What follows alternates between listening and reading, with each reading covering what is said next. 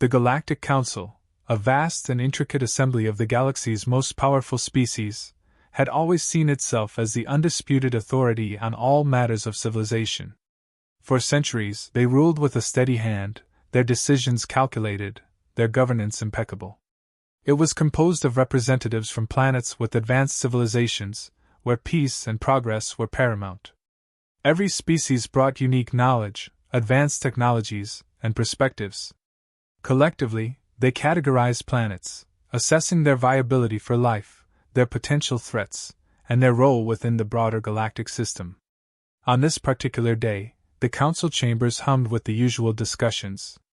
Diplomats and scientists from across the galaxy gathered to deliberate on planetary classifications and the various issues of the day.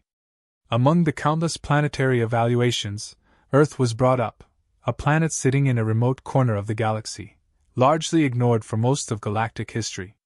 At first, Earth seemed insignificant, just another small world with a relatively young civilization. However, scattered reports from explorers, traders, and rogue scientists painted a far more alarming picture. A murmur passed through the council chambers as Earth's file appeared on the holoscreens. The representative who presented it initially spoke in a dismissive tone, implying that it was probably a mistake to even consider it worth mentioning. But as the data was analyzed, curiosity turned into disbelief. Reports indicated that human colonies existed in some of the harshest conditions imaginable, places where no other species dared settle. Not just surviving, but thriving. The council was intrigued but skeptical. A species from such an out-of-the-way planet managing to survive in hostile environments didn't align with their expectations. After all, Earth was classified as a standard Class 5 planet, where some life existed but nothing significant could have evolved. Nonetheless, curiosity led them to dispatch a research mission, composed of a team of elite scientists from various species. Their task: to investigate Earth's environment and the conditions in which humans lived. The mission to Earth commenced quietly, a simple fact-finding endeavor. What they found, however, shattered every expectation. Earth's environment was brutal. Natural disasters occurred with alarming frequency. Volcanoes erupted regularly, earthquakes shook continents, and extreme weather patterns battered the planet. The wildlife was another shock: apex predators that defied classification, insects that carried lethal diseases, plants that could kill with a touch. Earth's land, sea, and sky were teeming with dangers far beyond what the scientists had imagined. The research team dug deeper, examining human habitats and settlements across the planet. They expected to find a species barely hanging on, struggling to survive in the face of overwhelming odds. Instead, they found advanced cities, technological marvels, and a people who had not only adapted but had mastered their environment. The human species had evolved under relentless pressure, using their ingenuity to overcome even the most deadly of challenges. They had built cities near active volcanoes, developed early warning systems for earthquakes, and used science to defend against the planet's hostile elements. The team also observed human behavior in extreme conditions. In one instance, they witnessed a massive hurricane that was expected to wipe out entire cities. The response was unlike anything they had seen in other species. Instead of evacuating in a state of panic, humans had systems in place: rescue teams, technological defenses, and survival plans. Their resilience was not just a matter of physical strength or intelligence. It was deeply ingrained in their culture. Earth's hazards had become a part of them, shaping their identity. When the research team returned to the Galactic Council, they reported in a state of awe and disbelief. Their findings were beyond shocking. They detailed the sheer number of life-threatening factors on Earth, listing everything from deadly natural disasters to the dangerous fauna and flora. By all galactic standards, Earth should have been an uninhabitable death world. But humans had not only survived, they had thrived. The council members listened in stunned silence, many of them unable to comprehend the resilience required to flourish in such a place. As the report was presented, members of the council began comparing Earth to other planets that had far less extreme conditions. Some of these planets were deemed uninhabitable for advanced life forms. Yet here was Earth, a planet that exceeded every known danger threshold, and its inhabitants were prospering. The juxtaposition was staggering. They began to ask questions. How could a species evolve in such a place? How could they not just survive but grow and expand?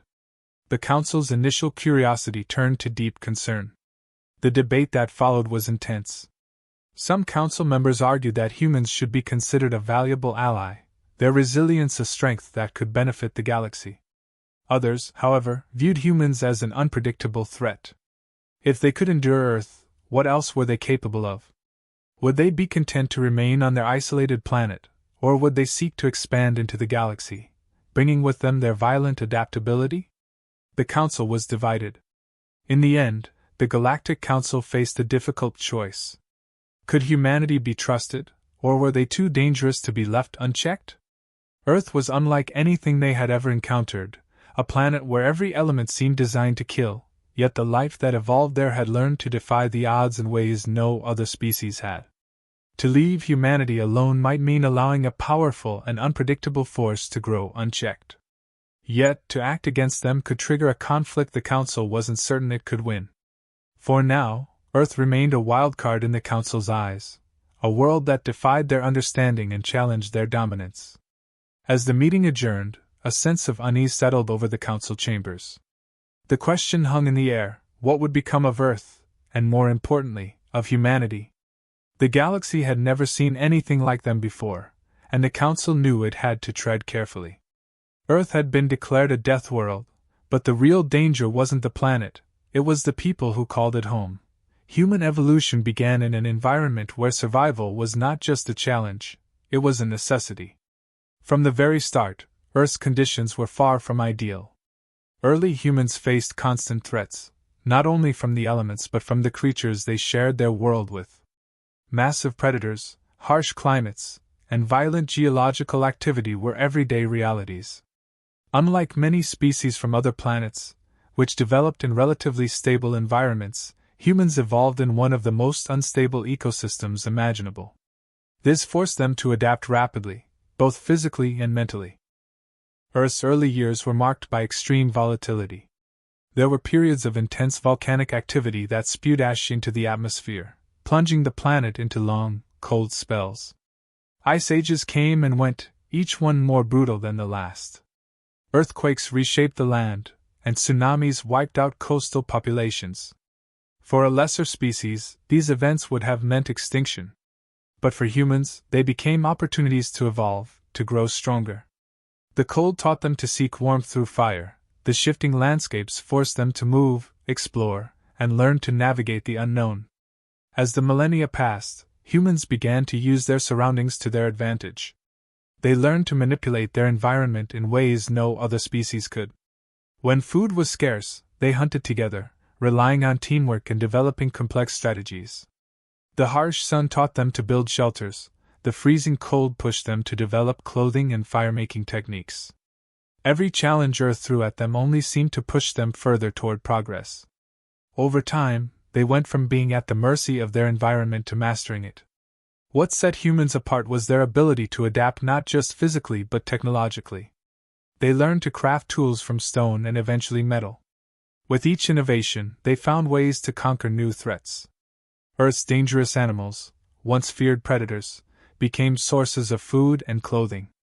The unpredictable weather, from monsoons to droughts, drove humans to develop agriculture and irrigation systems, securing their survival in even the most barren environments. Their ingenuity turned Earth's challenges into their greatest strengths. However, it wasn't just their physical adaptations or technology that allowed humans to thrive, it was their mindset.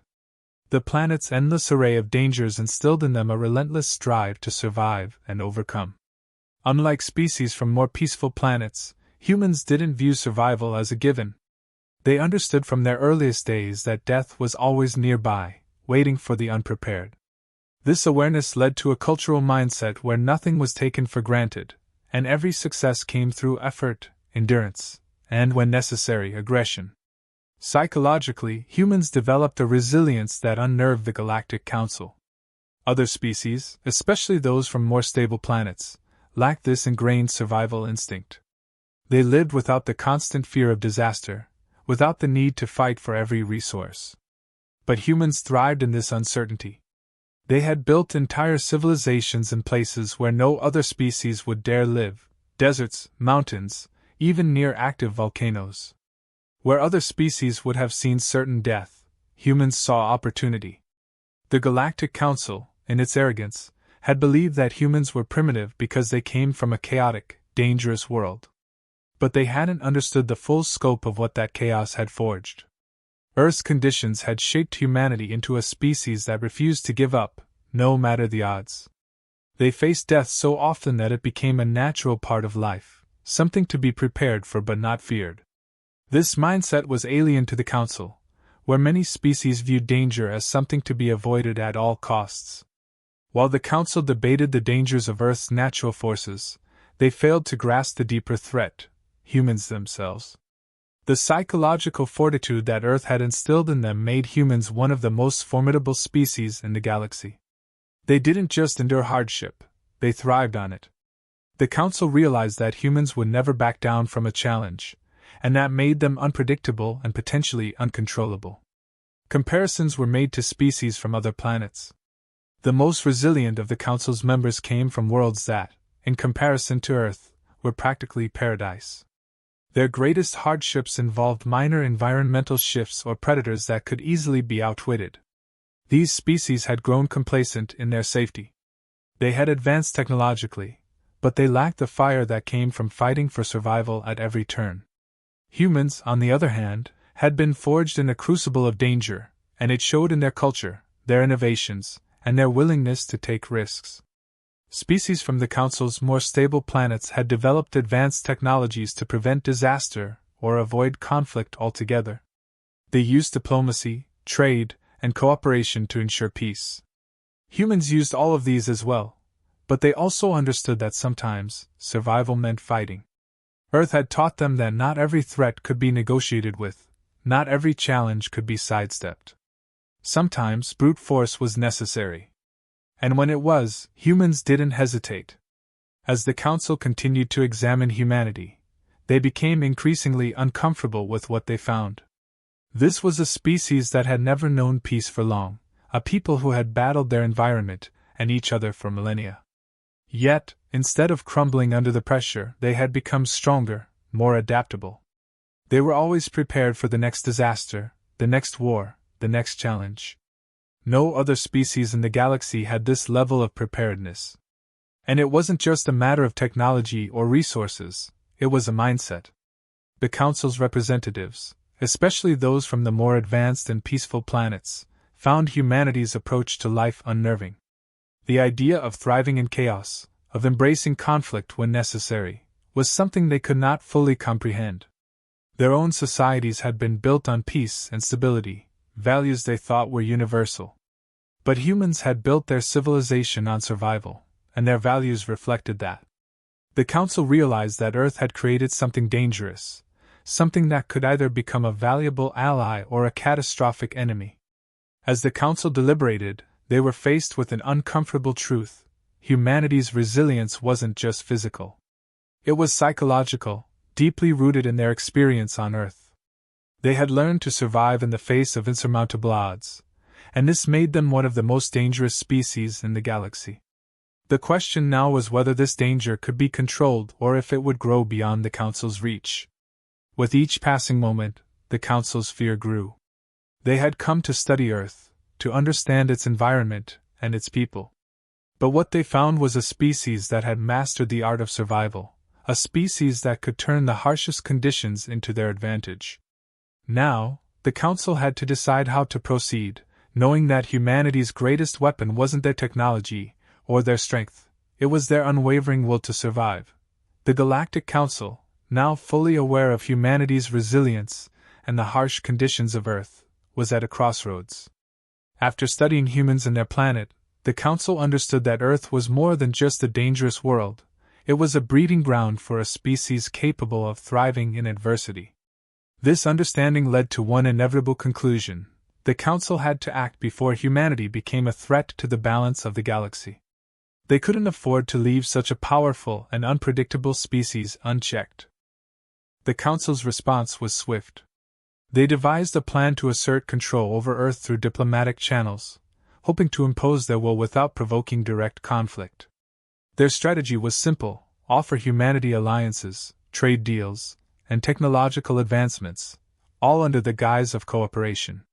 But hidden within these offers were restrictions, agreements that would limit human expansion into space, cap their military capabilities, and subtly bring Earth under the Council's control. To the Council, this approach seemed foolproof. After all, many other planets had willingly accepted similar agreements, integrating into the galactic community with minimal resistance. Human leaders, however, were not so easily swayed. They had long suspected that the Galactic Council viewed Earth with caution, if not outright fear. When the Council's diplomats arrived with their offers, the human response was measured but skeptical. Earth's leaders reviewed the proposed treaties and quickly identified the hidden restrictions. It became clear that the Council's true intention was not cooperation but control. Humanity's history of overcoming oppression and external threats had taught them to recognize subtle attempts at dominance, and this was no different. The initial diplomatic meetings were tense. The Council's representatives, accustomed to planets eager to join their advanced society, were met with a level of defiance they hadn't expected.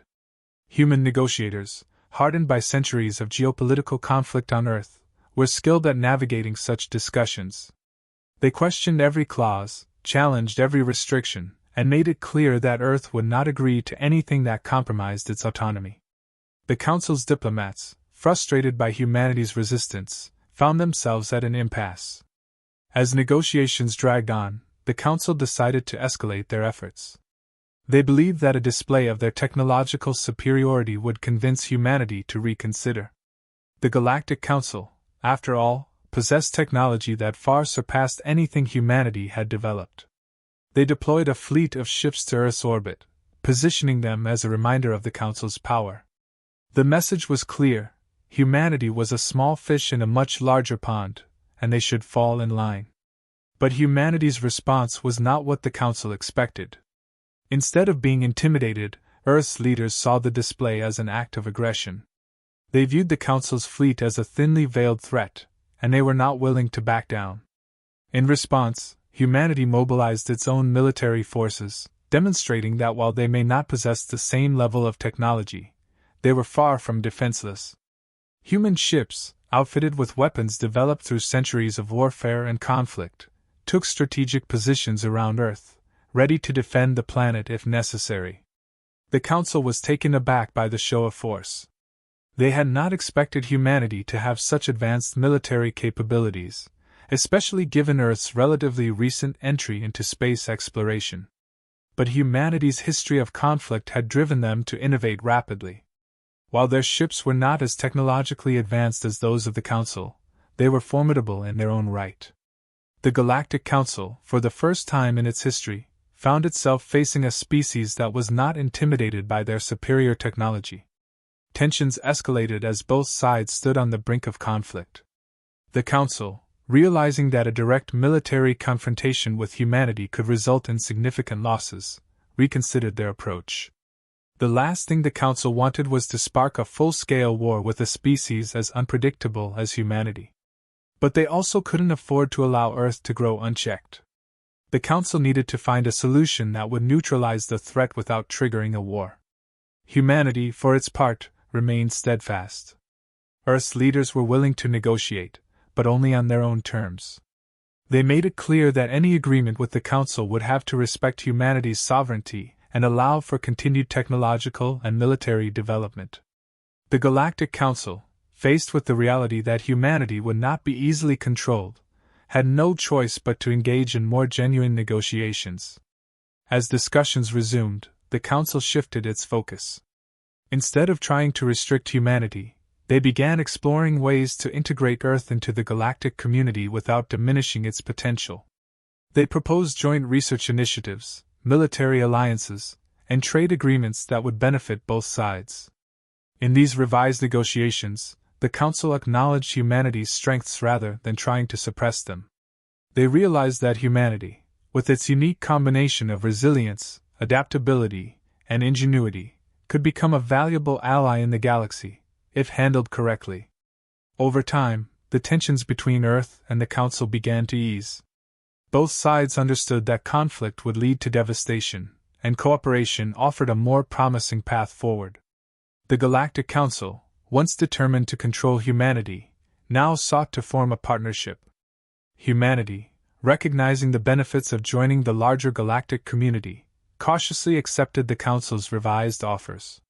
But Earth's leaders remained vigilant, knowing that the Council's fear of humanity had not disappeared. The agreements were signed, but the underlying tension remained. As the Council withdrew its fleet from Earth's orbit, the sense of relief was palpable, but so was the realization that this was not the end of the story. Humanity had proven that they would not be intimidated, and the Council had learned a valuable lesson: Earth was not a planet to be underestimated. The balance of power had shifted slightly, but the future was uncertain. The Council knew that as long as humanity continued to grow and expand, they would always be watching, always calculating whether the alliance was worth the risk. And humanity, having navigated this latest challenge, understood that their place in the galaxy was still evolving. They had secured their autonomy for now, but they knew that the galaxy was full of challenges yet to come. Earth had been classified as a death world, and its inhabitants had shown the galaxy why. But in doing so, they had also ensured that their fate would never be entirely in their own hands. The Galactic Council, for all its power, now saw humanity as both an asset and a potential threat. And so, the uneasy alliance between Earth and the galaxy continued, with both sides preparing for whatever the future might hold. The Galactic Council had reached a tipping point. They had tried diplomacy, they had attempted to assert their dominance through displays of military power, but none of it had worked the way they had expected. Earth had proven to be not just resilient, but fiercely independent. Now, the Council found itself in a precarious position. They were facing a species that did not fear them and, in fact, might eventually surpass them if left unchecked. It was a situation the Council had never encountered before. As discussions within the Council chambers continued, it became clear that the fear of humanity was growing. They had never faced a species quite like this. Most planets had fallen in line after seeing the Galactic Council's power. They had accepted their place in the wider galaxy and allowed the Council to guide their technological and social development. But Earth, the so-called Deathworld, had refused to be cowed. Instead of seeking approval, they had boldly declared their autonomy, and more troublingly, they had the power to back it up. The Council members were divided. Some still believed that humanity could be an asset, a potential ally in the galaxy's future conflicts. Others, however, saw the growing threat. If humans could survive and thrive on a planet as hostile as Earth, what could they achieve if they fully integrated into the galactic community? Would they respect the established order, or would they seek to reshape it? The Council was no longer debating if humanity was dangerous; they knew it was. The question now was whether that danger could be controlled. As more intelligence came in from their agents on Earth, the Council's fears only deepened. Humanity's technological development was accelerating at an alarming pace. While they were still behind the most advanced civilizations in the galaxy, they were closing the gap faster than anyone had anticipated. And more unsettling, their advancements were largely driven by their experiences in warfare. Earth had never known lasting peace, and that had shaped their entire society. Their greatest scientific achievements had often come from times of conflict, and their innovation in military technology reflected that. The Council realized that their previous assumptions about humanity had been naive. They had thought that Earth's dangers would limit its development, but instead, it had only made them stronger. Humans were not just survivors, they were warriors, and they had the mentality of a species that had fought for its place in the universe every step of the way. While other species had evolved in relative peace, humans had been forged in a crucible of conflict, and it showed in everything they did. The debate within the Council grew more heated. Some members argued that they should act now, while humanity was still in its infancy on the galactic stage. They suggested a preemptive strike, something that would ensure humanity never reached its full potential. These voices were fueled by fear, the fear of what humanity might become if left to its own devices. Others cautioned against such drastic action, warning that an open conflict with Earth could have unforeseen consequences. Humanity had already proven that they would not back down, and a war with them might destabilize the entire region of the galaxy. The Council was stuck in a cycle of indecision, torn between their desire for control and their fear of what humanity represented. Earth had forced them into a position they had never been in before, a position where they were no longer the clear authority. And the more they debated, the more it became clear that there was no easy solution. They could not control humanity, but they were equally reluctant to let them grow unchecked. Meanwhile, on Earth, humanity was well aware of the Council's deliberations. The political and military leaders of Earth knew that they were under constant scrutiny, and they prepared accordingly. Defense systems were upgraded, and their space fleets expanded. They understood that their relationship with the Galactic Council was fragile, and they did not intend to be caught off guard.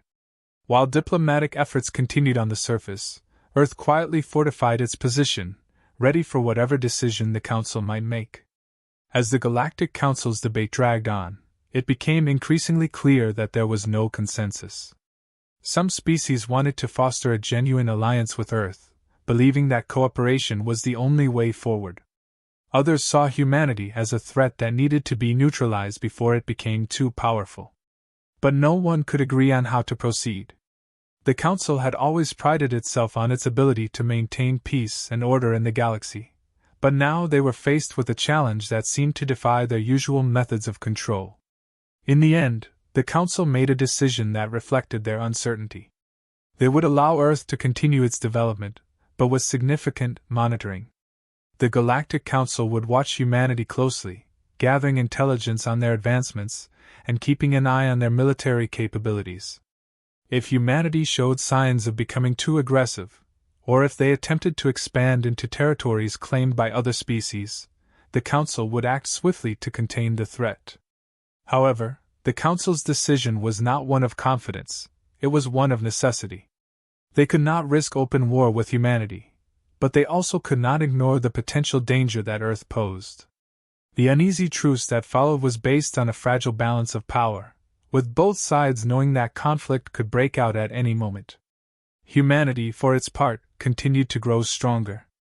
They knew that the Council's decision to leave them alone was temporary, and they prepared for the day when the Galactic Council might decide to change course. Earth's leaders were under no illusions. They understood that they were still seen as a threat, and they made sure that their defenses were always ready. The Council's fear had given humanity a window of opportunity, and they intended to use it to their advantage. In the end, the Galactic Council had been forced to confront a truth they had long tried to avoid. They were no longer the only power in the galaxy. Earth, the Deathworld, had produced a species that could stand alongside them, and perhaps even surpass them. The Council's decision to monitor humanity was a temporary solution to a much larger problem. They knew that, one day, they would have to face the reality of what humanity had become. For now, an uneasy peace settled over the galaxy. But both sides knew that it was only a matter of time before the balance shifted again. Earth had been declared the worst death world in the galaxy, but its people were far more dangerous than the planet itself. The Council watched, waited, and prepared for the day when humanity would make its next move.